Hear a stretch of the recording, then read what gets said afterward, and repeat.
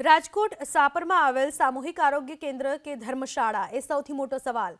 આરોગ્ય કેન્દ્રની અંદર સ્ટાફે તાપણું કર્યું, ઠંડીથી બચવા પોતાનો અને બીજાનો જીવ જોખમમાં મૂક્યો। કોઈ મોટી દુર્ઘટના બને તો જવાબદાર કોણ? દર્દીને દવાઓ લખીને જે અપાય છે તેના વિરુદ્ધનો દવાઓ આપતા જાગૃત નાગરિકે વિડીયો બનાવ્યો।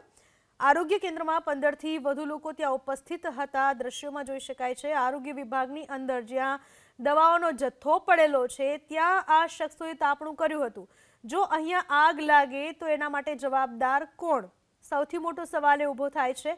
જે મેડિકલનો રૂમ છે જ્યાં અલગ અલગ કેમિકલ અને દવાઓ પણ પડેલી છે અને જો કોઈ કેમિકલ આ આગની ઝપેટમાં આવી જાય તો શું થઈ શકે કલ્પના કરવી પણ મુશ્કેલ બને। રાજકોટ સાપરમાં આવેલ સામૂહિક આરોગ્ય કેન્દ્ર કે ધર્મશાળા એ સૌથી મોટો સવાલ। આરોગ્ય કેન્દ્રની અંદર સ્ટાફે તાપણું કર્યું, ઠંડીથી બચવા પોતાનો અને બીજાનો જીવ જોખમમાં મૂક્યો। કોઈ મોટી દુર્ઘટના બને તો જવાબદાર કોણ? દર્દીને દવાઓ લખીને જે અપાય છે તેના વિરુદ્ધનો દવાઓ આપતા જાગૃત નાગરિકે વિડીયો બનાવ્યો।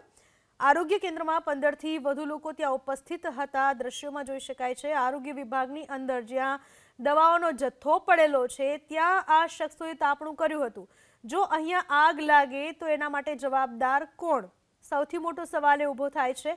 જે મેડિકલનો રૂમ છે જ્યાં અલગ અલગ કેમિકલ અને દવાઓ પણ પડેલી છે અને જો કોઈ કેમિકલ આ આગની ઝપેટમાં આવી જાય તો શું થઈ શકે કલ્પના કરવી પણ મુશ્કેલ બને।